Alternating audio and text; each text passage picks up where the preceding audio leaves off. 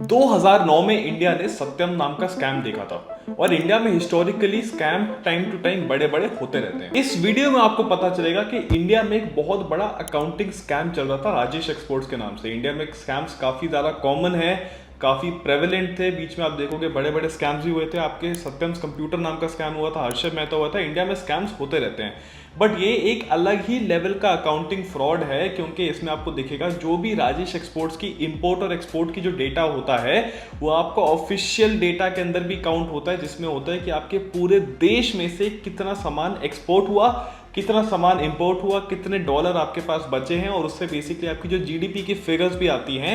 Accounting frauds वहां तक पहुंच जाते हैं। तो इस पूरी वीडियो के अंदर आपको समझाएंगे कि एक्चुअली में था क्या केस, सेबी ने किस तरीके से इंटरिम ऑर्डर पास किया है और आगे फ्यूचर में क्या होता है। आगे बढ़ने से पहले अगर आपको ये वीडियो अच्छी लगी होगी तो चैनल को सब्सक्राइब करना मत भूलना और वीडियो को जरूर लाइक करना, क्योंकि इससे हमारी काफी ज्यादा हेल्प होती है। अब बिल्कुल स्टार्टिंग में आ जाते हैं। 1995 का ईयर था। राजेश एक्सपोर्ट्स के बेसिकली एक फाउंडर थे राजेश मेहता। इन्होंने अपनी पूरी की पूरी कंपनी को स्टॉक मार्केट पे ले गए। तब ये राजेश एक्सपोर्ट्स लिमिटेड नाम की company openly available for trade होगी स्टॉक एक्सचेंजेस पे। इस कंपनी की पिच बहुत सिंपल थी। बेसिकली करना क्या था, उनको गोल्ड ज्वेलरी बनानी थी और उसकी गोल्ड की रिफाइनिंग करनी थी और इसको हमको पूरा इंटरनेशनल मार्केट्स में ले जाना था।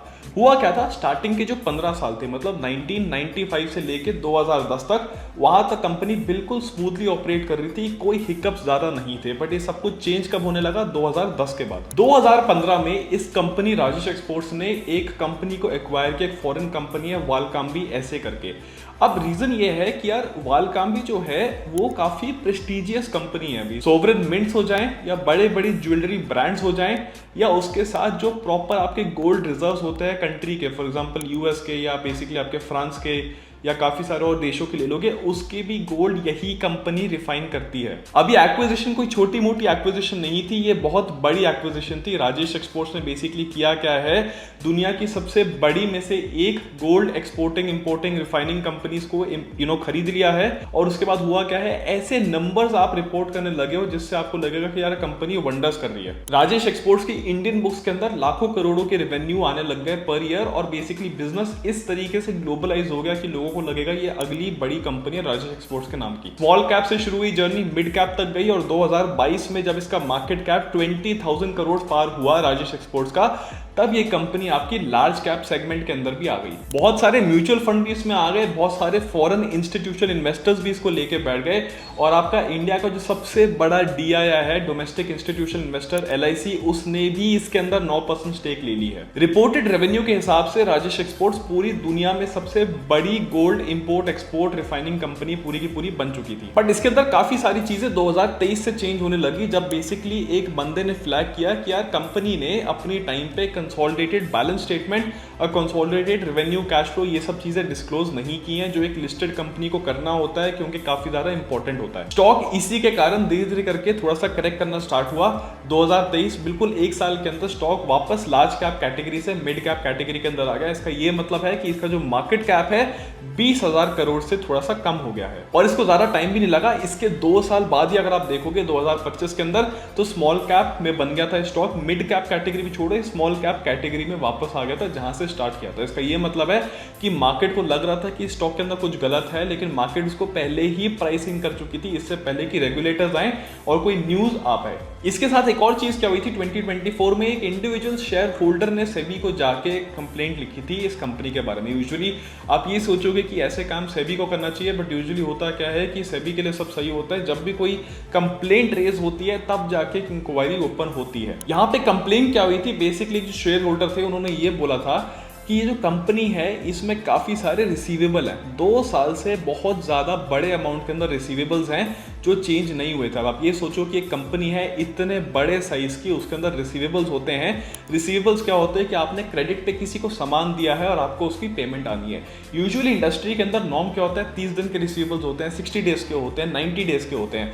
बट ये रिसीवेबल्स बिल्कुल 2 साल से बिल्कुल सेम अमाउंट पे बुक्स के अंदर रिफ्लेक्ट कर रहे थे। अब नेचुरली होगा क्या, सेबी ने पूरी की पूरी रिसीवेबल के अमाउंट अकाउंट को फ्लैग किया है। इसके बाद हुआ क्या, एक बिल्कुल फॉर्मल इन्वेस्टिगेशन ओपन हुई है। इसके अंदर बेसिकली उन्होंने क्या बोला, सारे आप हमारे को बिल्स दे दो, बैंक रिकॉर्ड दे दो, जो भी आपके पास सारे डॉक्यूमेंट्स है वो सारे के सारे दे दो। इसके बाद हुआ क्या, राजेश एक्सपोर्ट्स ने यहाँ पे भी फुली कोऑपरेट नहीं किया, इन्होंने पूरा का पूरा डेटा प्रोवाइड नहीं किया। यहाँ पे इन्होंने ये भी आर्ग्यूमेंट दी कि यार स्विस प्राइवेसी लॉज, क्योंकि कंपनी जो इन्होंने एक्वायर की थी वो स्विस बेस्ड थी, तो स्विस के जो प्रिवेसी लॉज होते हैं वो आपको प्रिवेंट करते हैं कि आप दूसरे देश के अंदर जाके डिस्क्लोज ना करें अपना डेटा।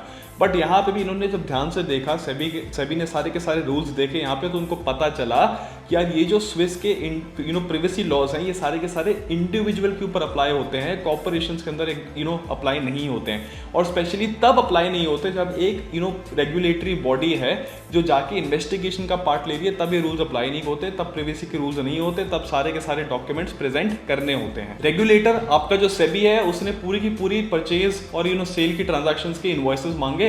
राजेश एक्सपोर्ट्स ने पूरा का पूरा प्रोवाइड नहीं किया, उन्होंने पूरे 100 रुपए में से आप सोचो सिर्फ 2 रुपए का प्रोवाइड किया, मतलब 2%, पूरी ट्रांजैक्शन वैल्यू का सिर्फ 2% ही प्रोवाइड कर पाए। बाकी का जो इनका रेवेन्यू बुक था उसकी बिल्कुल जीरो बैकिंग थी, कोई भी बैकिंग वहां पे नहीं थी, कोई भी सपोर्टिंग डॉक्यूमेंट एविडेंस नहीं था। और यहाँ पे तो आपका दूसरा रेड फ्लैग खत्म होता है। इसके बाद एक तीसरा रेड फ्लैग भी आता है जो बिल्कुल स्विस बेस्ड कंपनी जो वालकाम्बी थी उसके अंदर ही आता है। वालकाम्बी जो स्विस ग्रुप था उसके अंदर उसका जो ऑडिटर था वो केपीएमजी था। केपीएमजी ने ऑडिट उस साल क्या किया था, 540 करोड़ का रेवेन्यू ऑडिट किया था और उसको स्टैम्प कर दिया था कि ये चीज लेजिट है, सारे के सारे सपोर्टिंग डॉक्यूमेंट्स हैं। बट उसी सेम साल के अंदर राजेश एक्सपोर्ट्स ने इंडिया के अंदर 2,80,000 करोड़ का रेवेन्यू बुक किया था। आप ये समझ रहे हो कि स्विस जो सब्सिडरी है उसने 500 करोड़ बुक किया है और राजेश एक्सपोर्ट्स ने 2,80,000 करोड़ अपने अकाउंट्स में दिखा दिया है। अब इसके लिए राजेश ने बोला कि यार जो सारा का सारा रेवेन्यू बुक हुआ था, रेवेन्यू वालकाम्बी के भी पेरेंट कंपनी जो आपका जीजीआर है वहां पे बुक हुआ था। बट बेसिकली सेबी ने ये बोल दिया कि यार जीजीआर में रेवेन्यू कोई बुक ही नहीं है, जीजीआर सिर्फ एक लीगल स्ट्रक्चर से एक होल्डिंग कंपनी है, सारा का सारा बिजनेस वालकाम्बी करती है, सारा का सारा रेवेन्यू भी उसी के अंदर ही बुक होगा। और यहीं से जाके वो 15,15,000 करोड़ की फिगर आती है जो इन्होंने पिछले 5 साल के अंदर जाके दिखाया है कि ये हमारा रेवेन्यू है। और रेड फ्लैग यहाँ पे खत्म नहीं होते, 2022 और 2024 के बीच में एक कॉन्ट्रा एंट्री है। कॉन्ट्रा एंट्री इतनी बड़ी है कि जो आपने सेल किए है और जो आपने एक्सपेंस किया है बिल्कुल सेम अमाउंट है, 11,488 करोड़, 11,488 करोड़ और 11,487 करोड़। ये बेसिकली इफेक्टिवली एक कॉन्ट्रा एंट्री हो जाती है, मतलब जो भी आपने रेवेन्यू बुक किया है, जो भी आपने एक्सपेंस किया है वो पूरा का पूरा जीरो हो जाता है। और ये बेसिकली एक इंडियन कंपनी के साथ था, एफ्लुएंस शेयर्स ट्रेडिंग करके एक प्राइवेट लिमिटेड कंपनी है, उसके साथ ही राजेश एक्सपोर्ट्स ने ये वाला काम किया था। तो बेसिकली अगर आप स्टैंड अलोन बिजनेस वाला पार्ट देखोगे उसमें से 2/3 जो हिस्सा है वो सिर्फ इस एक कंपनी के साथ है। ये एक और बहुत बड़ा रेड फ्लैग था। अब ध्यान से देखोगे तो एफ्लुएंस क्या है, एक शेयर ब्रोकर है। अब इस शेयर ब्रोकर का काम क्या है, इसका काम ये तो नहीं है, बट उसमें देख के ही समझ आ गया कि इसका काम सिर्फ गोल्ड के अंदर ट्रेडिंग है, तो इसीलिए ये यहाँ पे थोड़ा सा इन्वॉल्व। अब जब सेबी ये सब देख के एफ्लुएंस के पास गई तो उनको ये पता चला कि एफ्लुएंस वालों ने सीधा बोल दिया कि राजेश एक्सपोर्ट्स लिमिटेड हमारे क्लाइंट नहीं है। अब बेसिकली यहाँ तक पहुंच के एक डेड एंड होना चाहिए था कि इसके ऊपर एफ्लुएंस के ऊपर कोई इन्वेस्टिगेशन और नहीं होनी चाहिए थी। बट हुआ क्या, जब सारे के सारे बैंक ट्रांजैक्शन एफ्लुएंस के भी निकाले गए तो उनको वहां पे राजेश एक्सपोर्ट्स लिमिटेड की जगह एक क्लाइंट मिल गया स्टॉक ब्रोकरी बुक में। वो कौन थे, राजेश मेहता खुद थे, जो बेसिकली कौन है, राजेश एक्सपोर्ट्स लिमिटेड के हेड है। अब इसके अंदर एक चीज क्या समझ आती है कि क्या हो सकता था कि ये सारा का सारा पैसा राजेश एक्सपोर्ट्स लिमिटेड से एफ्लुएंस स्टॉक ब्रोकर के पास आ रहा है और वहां से सारा का सारा रूट हो रहा है कहां पे, राजेश मेहता के पर्सनल अकाउंट। अब यहां से एक और चीज समझ आती है जिससे सेबी को लग रहा है कि 11,000 करोड़ कहां गया है, वो इनको समझ आ रहा है। बेसिकली होता क्या है कि जब भी आप डेरिवेटिव्स ट्रेड करते हो, आप डेरिवेटिव्स ट्रेड करने के लिए आपको पूरी मार्जिन मनी नहीं रखना पड़ता, आपको थोड़ा सा एक मार्जिन मनी रखना पड़ता है। अगर आपकी डेरिवेटिव्स की ट्रेड फॉर एग्जांपल 1 करोड़ रुपए की है तो आपको 1 करोड़ रुपए अपफ्रंट नहीं रखना होता है, आपको बेसिकली उससे थोड़ा कम पैसे पे भी आप चल सकते हो, क्योंकि आप वहां पे एक लेवरेज भी ले सकते हो, बैंक गारंटी, प्रॉप ट्रेड, बहुत सारे और तरीके होते हैं इसको करने के लिए। तो बेसिकली हो क्या सकता है कि इवन तो आपकी ट्रेड की वैल्यू बहुत ज्यादा करोड़ों में दिख सकती है, बट आपको उसकी ट्रेड करने के लिए सिर्फ कुछ लाख ही चाहिए होते हैं, ये चीज भी आपके साथ हो सकती है। तो अगर कैश छोटा भी है तो ये पूरा का पूरा सामान कंपनी के बुक्स में आ सकता है, बेसिकली ट्रेड्स और गोल्ड सेल्स और गोल्ड परचेजेस के अंदर दिखा के। और अगर आपको लग रहा है कि रेड फ्लैग्स यहाँ पे खत्म हो गए तो यहाँ पे तो अभी और स्टार्ट है, क्योंकि इसके अंदर होता क्या है, आप ये याद करो, जो भी आपका इंटरेस्ट आता है, जो आपके इंटरेस्ट फ्रॉम म्यूचुअल फंड्स आता है, फिक्स्ड डिपॉजिट्स आता आता है, ये सब आपका इनकम टैक्स के अंदर एक 5वां हेड होता है अदर इनकम का, उसके अंदर जाके बुक होता है। बट इन्होंने क्या किया, इनकी ऑडिटिंग लैब्स ही इतने ज़्यादा हैं कि इन्होंने पूरा का पूरा जो रेवेन्यू है उसको रेवेन्यू फ्रॉम ऑपरेशंस में डाल दिया है, इसको रेवेन्यू फ्रॉम ऑपरेशंस के अंदर बुक कर दिया, जबकि होना चाहिए ये अदर इनकम के अंदर। और रेड फ्लैग मैंने आपको बोला था यहाँ पे स्टार्ट ही हुए हैं। इनकी बेसिकली एक गोल्ड की माइन भी है साउथ अफ्रीका में, जिसके अंदर ये ओनरशिप डॉक्यूमेंट्स भी नहीं दिखा पाए, उसकी वैल्यूएशन अमाउंट भी नहीं दिखा पाए, बट ये बोल सकते हैं कि जो माइन है वो बेसिकली 1000 करोड़ हमने माइन के अंदर बेसिकली पेमेंट किया। अब एक कंपनी इस केस में क्या करेगी, राजेश एक्सपोर्ट्स ने तो वही किया जो कोई भी करता हो, बेसिकली बोलते सारा का सारा सेबी ऑर्डर झूठ है, सेबी ऑर्डर में कुछ नहीं है, इंटरिम ऑर्डर है, इसको सारा का सारा क्लियर करना है।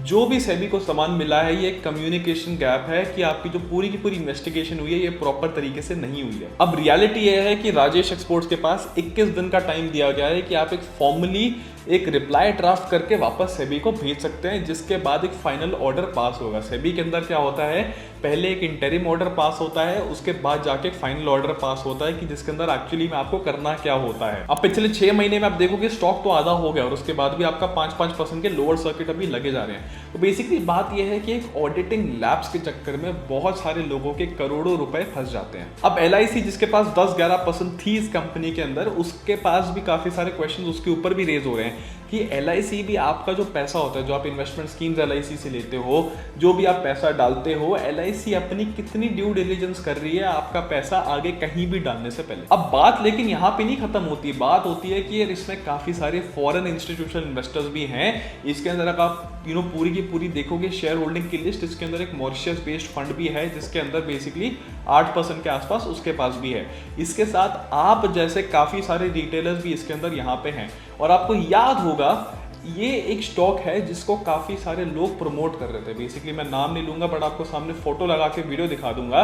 ये एक बड़े अच्छे आपके इन्फ्लुएंसर भी थे जो भी स्टॉक को बड़े अच्छे से पैसा ले लेके प्रमोट करे जा रहे थे। आप स्क्रीन पे यहाँ पे देख सकते हो, हमारे एडिटर उसको डाल देंगे। बट बेसिकली हुआ क्या है कि आप ऐसे जो स्टॉक्स भी आपको प्रमोट करते हैं, आपको SMS भी आते हैं कि ऐसे ऐसे आप स्टॉक्स ले लीजिए। मेजॉरिटी केसेस में ये फ्रॉड ही होता है, अकाउंटिंग फ्रॉड होता है, बुक्स मैनिपुलेट करते हैं, स्टॉक्स ऊपर जाते हैं, पेनी स्टॉक्स होते हैं, उसको डंप करते हैं। बेसिकली वेल्थ ट्रांसफर का एक तरीका होता है। तो काफ़ी सारे इन्फ्लुएंसर भी थे जिन्होंने ये स्टॉक दिखाया था, हमने ऑब्वियसली कभी दिखाया ही नहीं था और ना हम ऐसे स्टॉक्स के अंदर घुसते हैं, बिकॉज जो चीज़ आपको थोड़ी सी भी फंडामेंटली सही नहीं लगती है उसके अंदर घुसना नहीं चाहिए। ये आपके लिए फ्यूचर इन्वेस्टिंग के लिए काफ़ी अच्छा एक लेसन यहाँ पे बन सकता है। तो हमने आपको ये भी दिखा दिया कि कौन था, आप यहाँ पे देख सकते हो सामने स्क्रीन पे। तो बेसिकली बात यह, राजेश एक्सपोर्ट्स हमने आपको वीडियो बना दी, पूरा आपको समझा दिया कि अभी तक क्या हुआ था, आगे क्या होता है वो देखना है। क्योंकि आज की डेट में और उस टाइम पे सत्यम वाले टाइम पे 10-15 साल हो गए, तो आज की डेट में ऐसी चीज़ों को किस तरीके से सभी डील करेगी वो चीज़ अभी भी देखने वाली है। वीडियो अच्छी लगी सबके साथ शेयर कर देना, चैनल सब्सक्राइब कर देना, वीडियो लाइक कर देना, हमारी काफ़ी ज़्यादा इससे हेल्प होती है। इसके साथ मैं आपको मिलता हूँ अगली वीडियो में। Till then bye bye, take care.